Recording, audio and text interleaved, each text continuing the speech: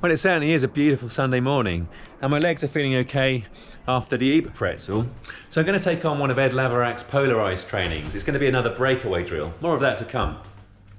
But first, I'm going to do a new ramp test, not because I'm looking to recalibrate my FTP. And as I have said in other videos, I personally believe that because the final 3 minutes of the ramp is really what determines your FTP per the ramp test, and because that final 3 minutes is so dependent on your VO2 max and anaerobic energy systems, for me personally, it overstates my FTP and would then lead to efforts in training that are way too hard. Anyway, the ramp test is going to be used for a different piece of content that hopefully you'll enjoy. Let's see how long I can last at 400 watts.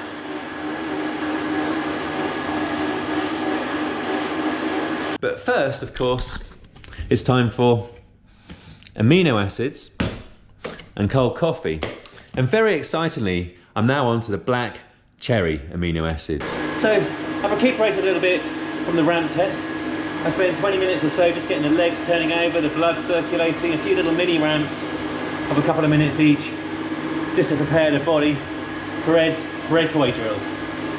Now this comprises 2 minutes at 340 to 360 watts into 3 minutes at 300 watts. 2 minutes of recovery, then repeat.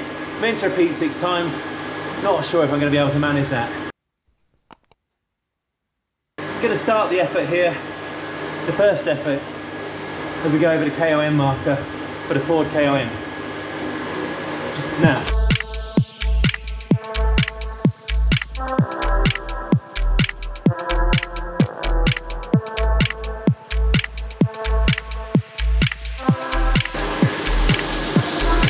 And now for 300.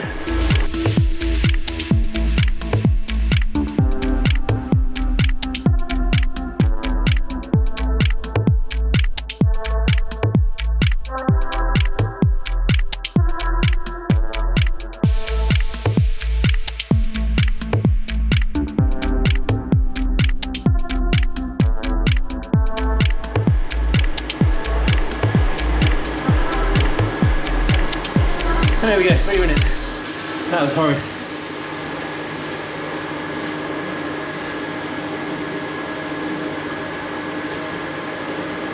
The worst bit is the transition from 340 to 360 down to 300.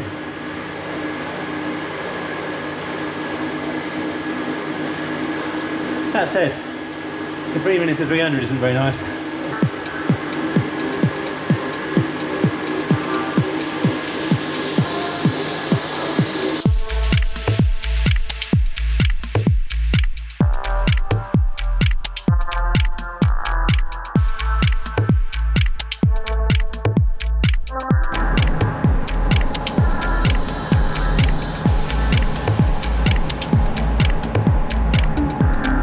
Now,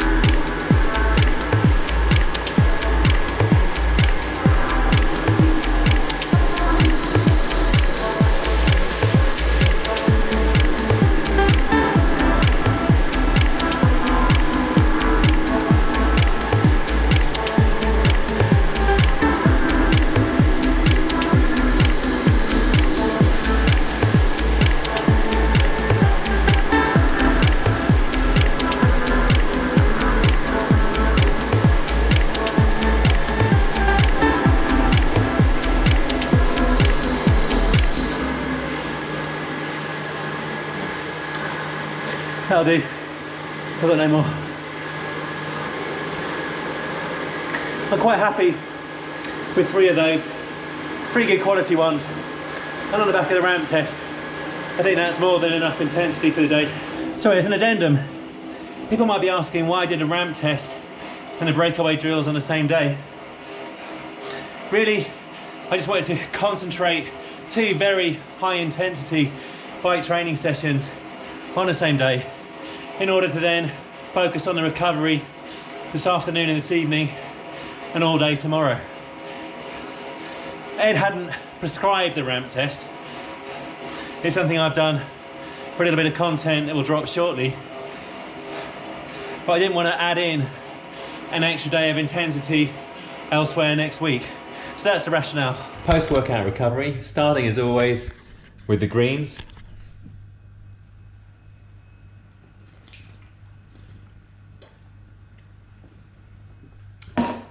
And I got to say, with the mint, really do like that.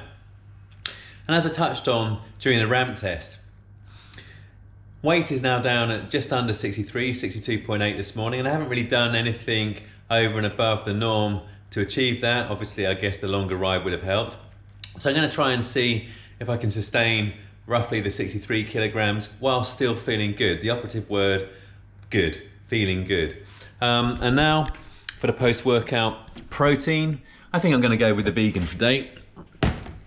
And need to eat up the grapes, so these are going to replace the blueberries. And whilst it'd be lovely to sit outside and have a nice little Parisian breakfast, it's time to hit the spreadsheets avec le croissant, la confiture et le beurre. Well, after 18 consecutive days of hanging out indoors and only the very occasional excursion out here onto the balcony to film for the vlog, Jane has persuaded me that now is a time to come outside and get a little bit of vitamin D, because apparently we've got 7 to 10 days of consecutive cloud and rain on the way. So cheers.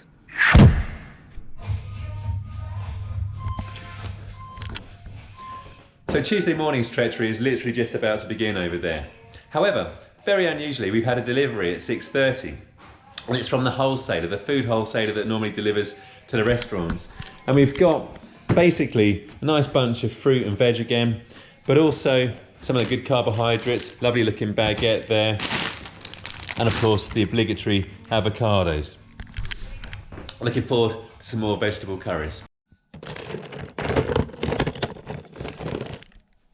Jango Fett, father to Boba Fett. Let's put him in position. And of course, Boba Fett, who always stands outside his spaceship, Slave One. I'm looking for inspiration from both of them, because today I'm just looking to beat the number of press-ups I managed last week. Last week was a mere 35, looking to get back towards 50 today. Palms about shoulder width apart, firmly on the floor, slight pressure inwards, like you're trying to squeeze those palms together. And when we come down,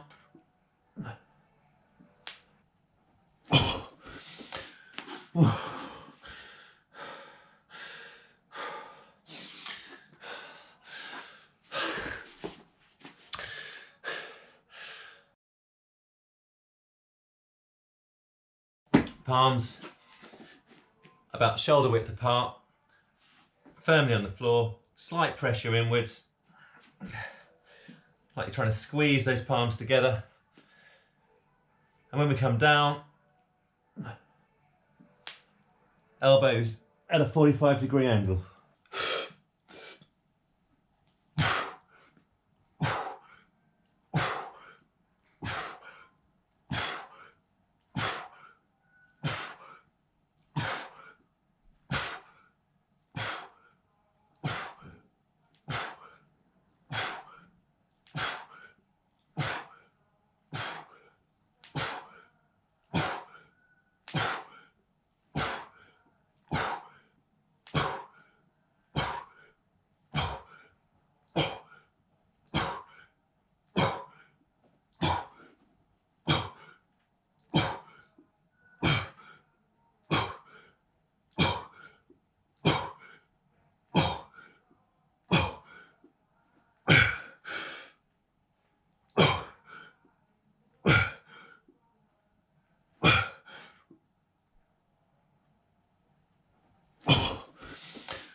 So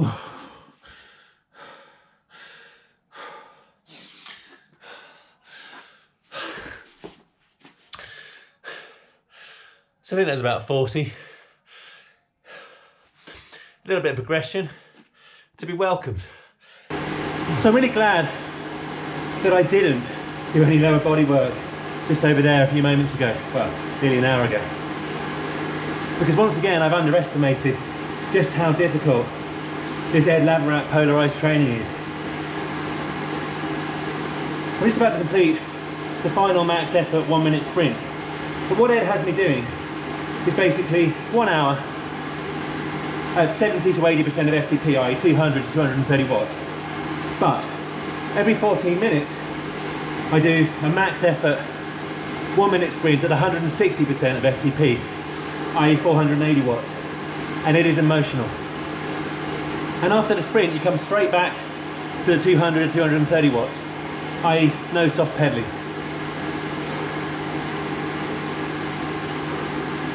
The heart rate soars up into the 185 level. So I'm about 2.5 minutes away from the final 1 minute sprint.